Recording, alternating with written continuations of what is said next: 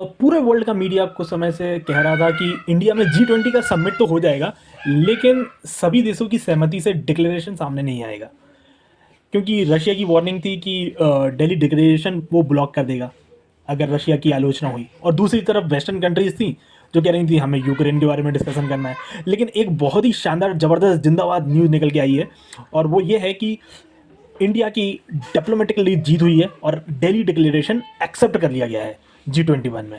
और ये भारत की बहुत बड़ी जीत है कि वेस्टर्न कंट्रीज़ को अपनी बात मनवा ली है भारत ने, जिसमें हमने रशिया का भी फ़ायदा कराया है और अपना भी फ़ायदा कराया है। तो अपना कैसे फ़ायदा कराया वो मैं आपको बताता हूँ।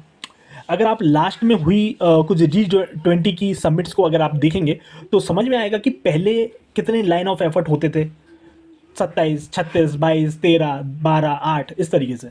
और जब हमने यूक्रेन रशिया का सेंटर ऑफ स्टेज पर ना लाकर, उसके बारे में ज़्यादा बात ना करके, जब हमने लाइन ऑफ एफर्ट करवाए तो वो निकले 73। लाइन ऑफ एफर्ट का मतलब होता है कि क्या एग्रीमेंट हुए हैं एजुकेशन को लेकर, क्लाइमेट चेंज को लेकर, इन्वेस्टमेंट को लेकर। अफ्रीका की कितनी ही कंट्रियों को एजुकेशन सिस्टम को डेवलप करने की ज़रूरत है वहाँ की गरीबी मिटाने के लिए।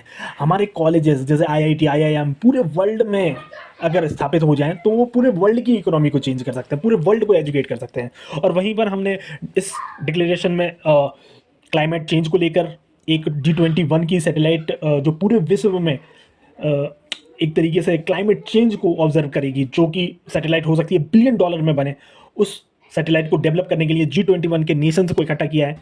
साथ ही ग्लोबल बायोफ्यूल अलायंस पर हमने जोर दिया है।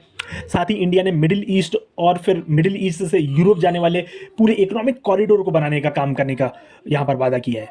और अगर डिस्कशन का सेंटर स्टेज यूक्रेन और रशिया होता तो ये सब डिस्कशन होने से हमारे जो एग्रीमेंट हुए हैं वो शायद नहीं हो पाते। तो इसे हम ये कह सकते हैं कि भारत की एक बहुत बड़ी जीत है, डिप्लोमेटिकली भी और इकोनॉमिकली भी।